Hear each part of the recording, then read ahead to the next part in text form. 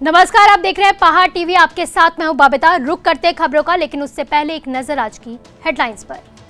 Uttarakhand registrar कानून व संघ के बैनर तले पोखरी में भी कर्मचारियों ने किया कार्य बहिष्कार। 9 सूत्रीय मांगों को लेकर कार्य बहिष्कार हुआ शुरू। देश के जाने माने पत्रकार उमेश कुमार पहुंचे सालासर धाम। बाबा के किए दर्शन, देश में अमन चैन के लिए की प्रार्थना। मेले में अपने बेटे के साथ घूम रही महिला को एक व्यक्ति ने थमाया गिफ्ट। परिजन और गुस्साई भीड़ ने जमकर उस व्यक्ति की कर डाली धुनाई। सूबे के मुख्यमंत्री पुष्कर सिंह धामी कल धारचूला पहुंचे, जहां पर मुख्यमंत्री के द्वारा आपदा प्रभावित क्षेत्र का हवाई सर्वेक्षण किया गया, जिसके बाद मुख्यमंत्री धामी ने धारचूला के मानस पर्यटक आवास गृह में आपदा में मृतकों के परिजनों से मिलकर उनके प्रति संवेदना व्यक्त की। मुख्यमंत्री ने दिवंगतों की आत्मा की शांति के लिए 2 मिनट का शोक व्यक्त भी किया। मुख्यमंत्री ने कहा कि सरकार उनकी पीड़ा को समझती है और इस मुश्किल घड़ी में सरकार पीड़ितों और आम जनमानस के साथ खड़ी है। उन्होंने कहा कि सरकार की तरफ से पीड़ितों को हर संभव मदद दी जाएगी। हमारा प्रयास है कि जल्दी से जल्दी जनजीवन सामान्य और पुनर्निर्माण के कार्य तेजी आए इसको लेकर मैं और हमारे आपदा प्रबंधन लगातार पूरे उत्तराखंड के जगह जगह के भ्रमण पर हैं, लोगों से मिल रहे हैं और जा रहे हैं और स्वयं मॉनिटरिंग कर रहे हैं। जहाँ जो कमी है उसको ठीक करने के सभी जगह निर्देश दिए गए हैं। सब जगह हमारा प्रयास है कि व्यवस्थाएँ ठीक होनी चाहिए और सरकार सभी के सहयोगी के रूप में उनके इस मुश्किल घड़ी में सभी के साथ खड़ी है और सभी लोगों से अनुरोध कर रही है। विभिन्न जैसे स्वयंसेवी संगठन है, सामाजिक संगठन है, राजनीतिक संगठन है, पक्ष है, विपक्ष है, इस समय सभी लोगों को आगे आना चाहिए और आगे आकर लोगों की मदद में अपना सहयोग देना चाहिए। बीते दिनों आई आपदा के बाद सतपुली क्षेत्र में मंत्री सतपाल महाराज द्वारा राहत सामग्री लिखे हुए कुछ थैले भेजे गए। जब पहाड़ टीवी के ground zero reporter Indrajit Aswal ने इन थैलों की पड़ताल की तो इनमें राहत सामग्री के नाम पर प्रचार सामग्री पाई गई, जिसमें पार्टी के पोस्टर बैनर थे। बड़ा सवाल ये है कि राहत के नाम पर आखिर ये प्रचार सामग्री क्यों भेजी गई है। माननीय सतपाल महाराज जी विधानसभा चौबट्टा खाल की जो राहत सामग्री है, पता नहीं क्या क्या है इसके अंदर। एक कीचड़ के आगे लगा रखी है इन लोगों ने। आप देख सकते हैं कि यहाँ पर नाली में कितना कीचड़ भर रखा है। यहाँ पे इन लोगों ने यहाँ पे ये राहत सामग्री है, दिख रही है आपको, सतपाल महाराज लिखा हुआ है इसमें साबित। और परसों सतपाल जी महाराज यहाँ पर आ रहे हैं। आप देख सकते हैं कि किस प्रकार से यहाँ पर ये सामग्री रखी गई है और इसमें शायद पता नहीं क्या क्या रखा गया होगा इसके अंदर। ये राहत सामग्री ये दिख रही है या शायद मुझे ऐसा लगता है प्रचार सामग्री दिख रही है। इसके अंदर राहत सामग्री नहीं बल्कि प्रचार सामग्री दिख रही है। हम आपको दिखा सकते हैं, ये देखिए आप, प्रचार सामग्री है ये। हम आपको दिखा सकते हैं प्रचार सामग्री है और इसको राहत सामग्री के नाम दिया गया है। ठीक है, ये आपको हमने कट्टा भी खोल के दिखाया है। ये मात्र ये आप देख सकते हैं किस प्रकार से ये प्रचार सामग्री है और उसे राहत सामग्री का नाम दिया गया है, उन कट्टों का नाम दिया गया है। कल्याण में चल रहे मेले में देर रात एक अजीब नजारा देखने को मिल गया। मेले में अपने बेटे के साथ घूम रही महिला को एक व्यक्ति ने एक गिफ्ट का डब्बा थमा दिया, जिसके बाद परिजनों और गुस्साई भीड़ ने जमकर उस व्यक्ति की धुनाई कर डाली। पुलिस ने बमुश्किल भीड़ के चंगुल से व्यक्ति को बचाया। मुख्यमंत्री पुष्कर सिंह धामी ने शनिवार को जनपद चंपावत का भ्रमण किया। उन्होंने चंपावत के तेलवाड़ा में जाकर भारी बारिश के कारण जान गंवाने वाले परिवारों के परिजनों से मिलकर उनके प्रति संवेदना व्यक्त की। उन्होंने जान गंवाने वाले की आत्मा की शांति के लिए प्रार्थना भी की। उन्होंने कहा कि सरकार उनकी पीड़ा को समझती है और कहा कि इस मुश्किल घड़ी में सरकार पीड़ितों और आम जनमानस के साथ खड़ी है। उन्होंने कहा कि सरकार की तरफ से पीड़ितों को हर संभव मदद दी जाएगी। उन्होंने जिला प्रशासन को निर्देश दिए कि जनपद में आपदा प्रभावितों को जल्द से जल्द मुआवजे देने की कार्यवाही पूरी की जाए।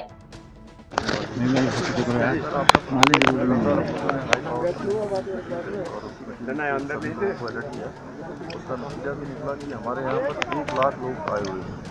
4 धाम यात्रा पर थे, पूरे उत्तराखंड की यात्रा पर थे। उस 1 लाख लोगों में से एक भी कोई भी आता है और उसी का जो आज बहुत बड़ी और भी इससे बड़ी भी वो जो है नुकसान हो सकता था। अलर्ट होने के कारण नुकसान हमारा कम हो गया। आगे हम इसको और अच्छा करेंगे। अभी तो हमारी पहली प्राथमिकता है कि सभी लोग जो आपदा से ग्रसित हैं उन सभी लोगों को राहत मिले और हमारे काम तेजी से चले। जो हमारे संपर्क मार्ग बंद हो गए हैं उनको जल्दी से जल्दी खोलें, संचार की व्यवस्था को रिस्टोर करें, बिजली की व्यवस्था को रिस्टोर करें। साथ में हमारा कई क्षेत्रों में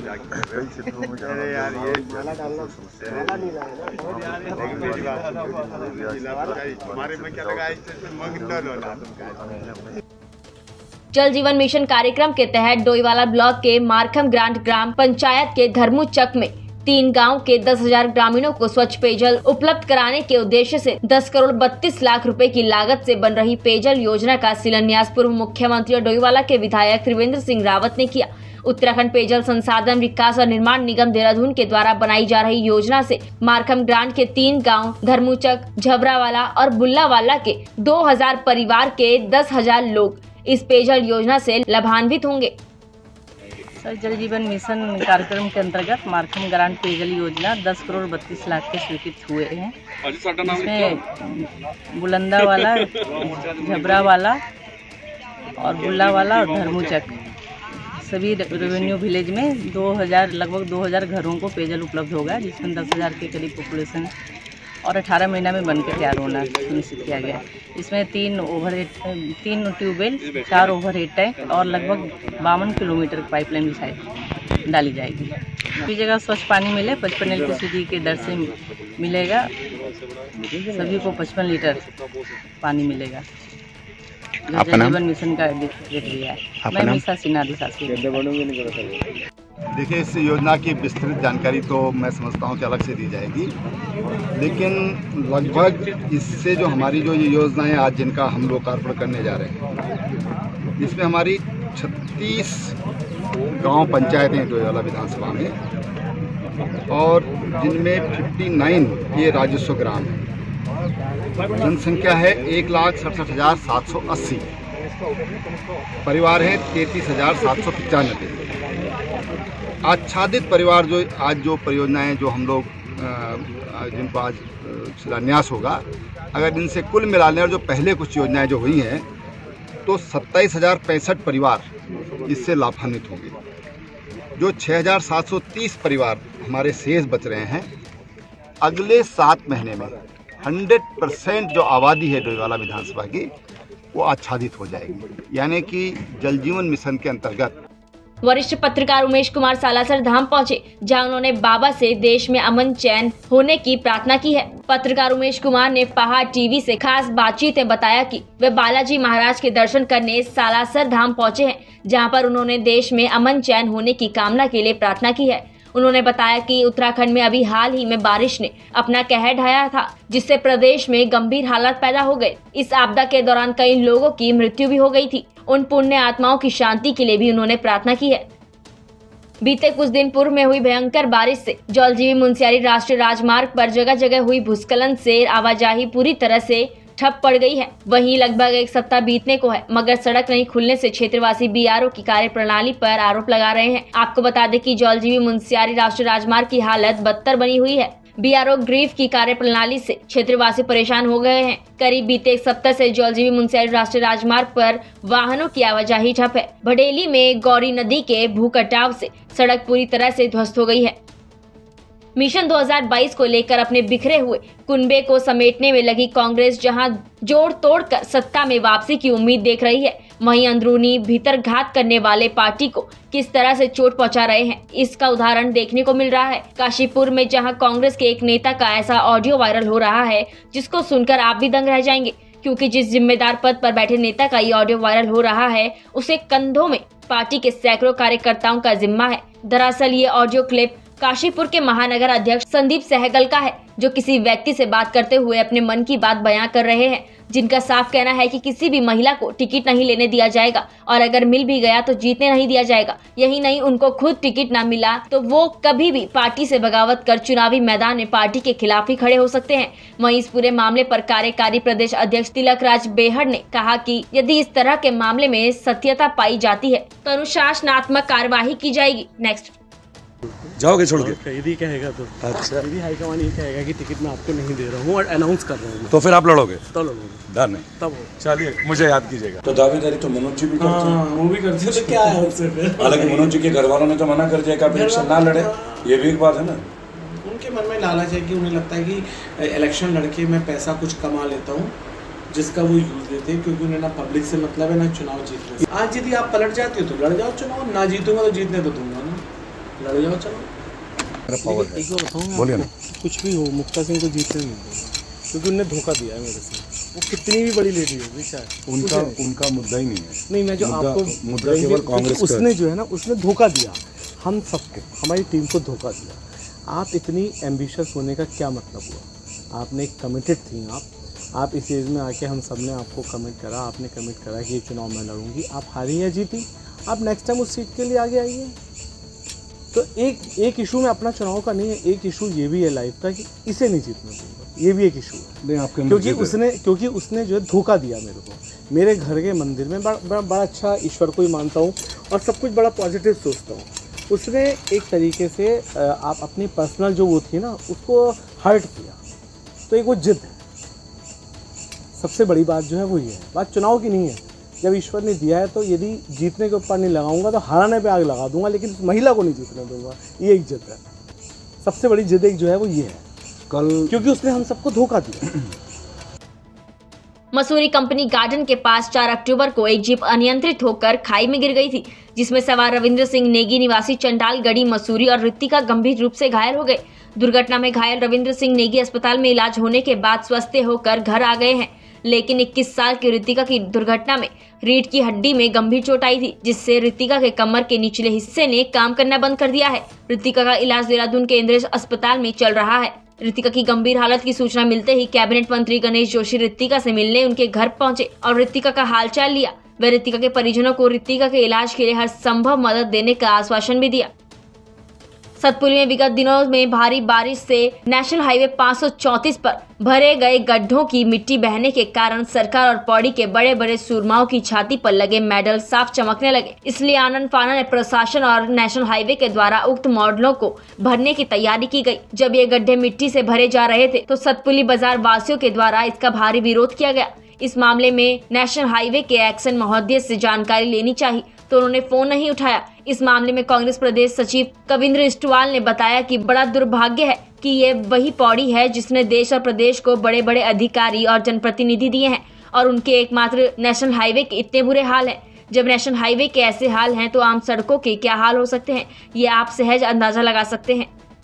वर्तमान में भारतीय जनता पार्टी के द्वारा इस प्रदेश को पौड़ी जनपद से 2 मुख्यमंत्री दिए गए। बड़े बड़े वीआईपी लोग इस पौड़ी जनपद से जीते हैं और वर्तमान में चौबट्टा खाल विधानसभा के हमारे जो विधायक हैं उनके पास लोक निर्माण विभाग है। NH 534 जो कोटद्वार से पौड़ी है जो जाता है, उन सड़कों का हाल आप देखिए, खड्डे बने हुए। और आज NH 534 की ये गत है कि सतपुली में माननीय मंत्री जी मिट्टी से भराव करवा रहे हैं। ये कौन सी विधि है सड़कें ठीक करने की? बारिश होगी फिर कीचड़ होगा, फिर कई बाइक वाले कई लोग गिरेंगे। आपके पास तो ये विभाग है, इस समय तो आप कम से कम इन सड़कों को बढ़िया बना सकते थे। और जो आप रोज नए दिन एक नई घोषणा कर रहे हैं सड़कों की, वो सड़कें कैसे बनेंगी ये अनुमान हम लगा सकते हैं। खाली कटिंग करेंगे, उसके बाद लोग आएंगे जाएंगे कैसे, इसका आप बता नहीं पा रहे हैं कि किस तरीके से आप वो सड़कें बनाएंगे। ये इसी तरीके से बनेंगी जो NH 534 में मिट्टी भराव का काम आप कर रहे हैं। तो ये उम्मीद हम कर सकते हैं कि जो और सड़कें बनेंगे उसी तरीके से बनेंगी। कृपया, आपके पास इतना भारी भरकम विभाग है, करोड़ों रुपए आया है, इस समय कम से कम सड़कों की व्यवस्था तो ठीक कर दीजिए।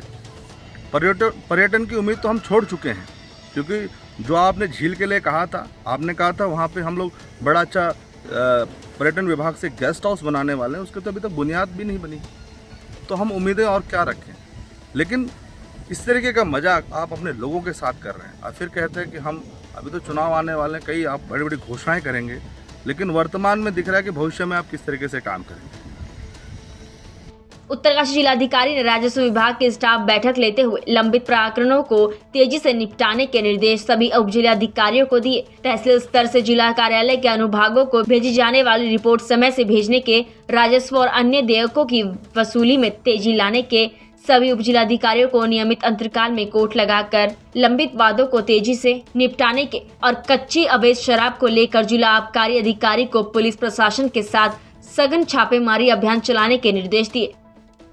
नगर पंचायत दिनेशपुर के सभागार में कैबिनेट मंत्री अरविंद पांडे के उपस्थिति में सैकड़ों आपदा पीड़ितों परिवारों को राहत चेक बांटे गए। आपको बता दें कि तेज बारिश के चलते लोगों के घरों में पानी घुसने के नुकसान के चलते 3800 रुपए पीड़ित प्रत्येक परिवारों को शासन स्तर पर दिए जाने का आदेश पारित हुआ है, जिसका कैबिनेट मंत्री अरविंद पांडे के द्वारा सैकड़ों परिवारों को 3800 रुपए का चेक वितरण किया गया।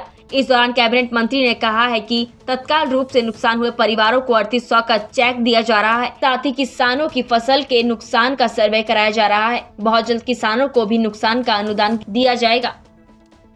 उत्तरकाशी पुलिस द्वारा उत्तरकाशी जनपद को नशा मुक्त करने के लिए पूर्व से चलाए जा रहे नशीले पदार्थों की तस्करी के खिलाफ पुलिस का नशा मुक्त उत्तरकाशी अभियान जारी है। त्योहारी सीजन को मद्देनजर रखते हुए नशे के अवैध कारोबार में संलिप्त लोगों पर और अधिक प्रभावी दृष्टि रखते हुए जनपद के सभी क्षेत्राधिकारी और थाना प्रभारियों को सुरागरसी पतारशी करते हुए लगातार रूटीन चेकिंग करने के लिए निर्देशित किया जा रहा है। 2 दिन पूर्व ही अवैध स्मैक के साथ उत्तरकाशी पुलिस ने 2 नशा तस्करों को गिरफ्तार किया था, जिसके पास से 900 ग्राम अवैध चरस बरामद की गई थी।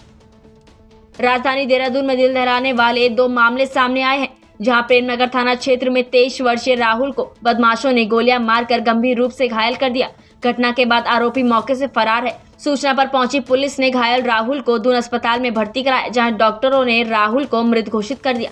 बताया जा रहा है कि घायल राहुल खुद भी हत्या की कोशिश के मामले में जेल जा चुका है। वहीं दूसरी घटना थाना राजपुर क्षेत्र की है, जहां कॉम्प्लेक्स मालिक 32 वर्षीय पुनीत को गोली मारी गई है। वारदात को अंजाम देकर आरोपी फरार हो गया। चश्मदीद ने बताया कि छोटी कहा सुनी के बाद मामला हाथापाई पर आ गया, जहां आरोपी ने पुनीत पर रिवॉल्वर निकालकर गोली मार दी। घटना में पुनीत गंभीर रूप से घायल हुआ है, जिसका इलाज निजी अस्पताल में चल रहा है। पुनीत की हालत नाजुक बताई जा रही है। दोनों मामलों में पुलिस आरोपियों की तलाश में जुटी है। पुलिस ने जगह जगह चेकिंग तेज कर दी है, साथ ही बॉर्डर्स पर सख्ती बढ़ा दी है। सूत्रों के अनुसार पुलिस को दोनों ही मामलों में हमलावरों से जुड़ी अहम जानकारियां मिली है, जिसके चलते जल्द आरोपी पकड़े जा सकते हैं।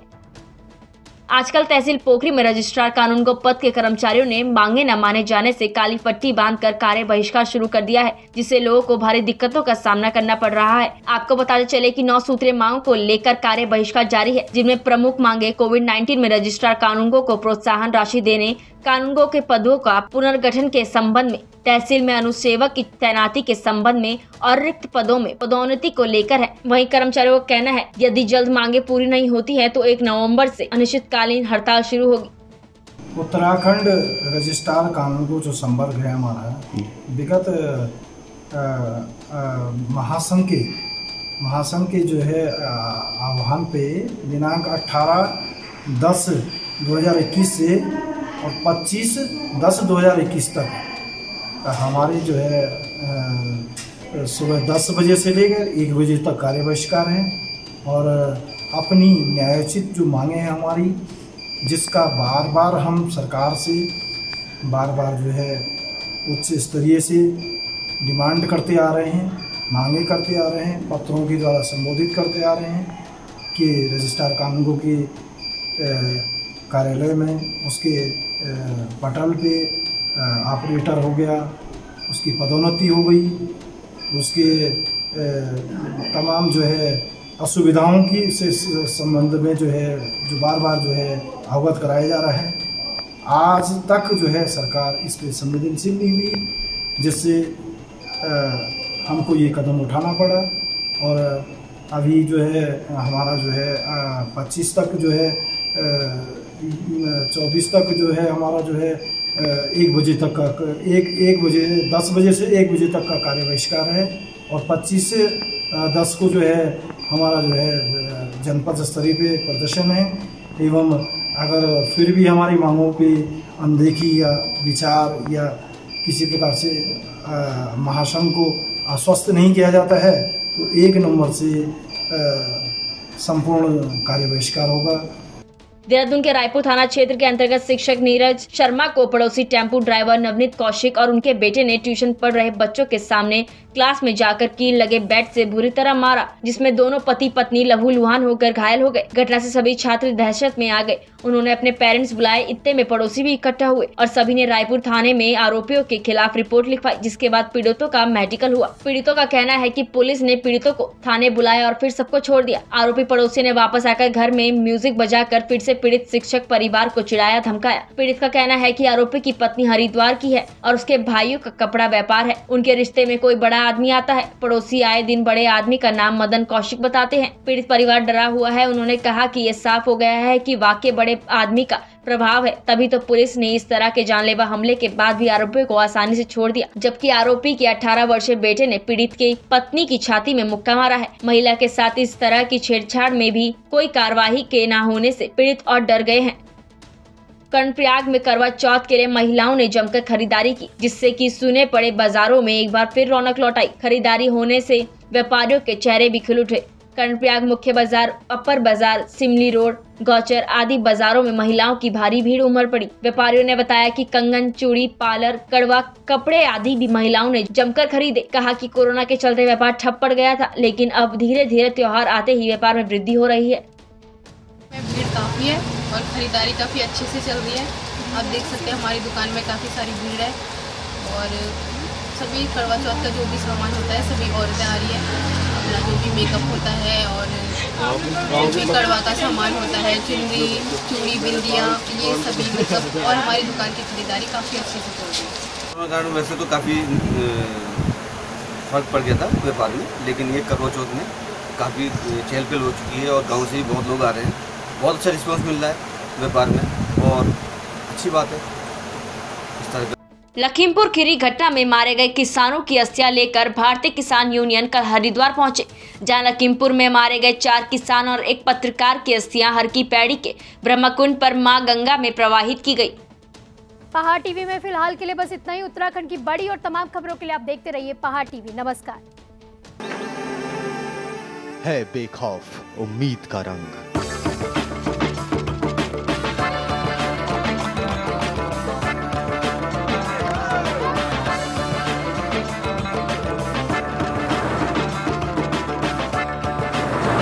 है आस्था भी।